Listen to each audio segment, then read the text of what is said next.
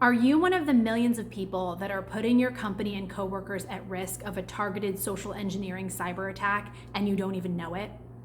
If you're using out of office autoresponder messages on your email and voicemail and sharing too much information, you might be doing just that. It's very common for these messages to state where you're going, how long you'll be gone, and who a person should contact in your absence for urgent matters. The problem with this is that all of that information can be used to send a very targeted email to that coworker pretending to be you, saying that you're out of town for these reasons and that you really need their help to pay an overdue invoice that you forgot to handle before you left. Out of office messages by themselves are not bad, but it's best to keep them as generic as possible.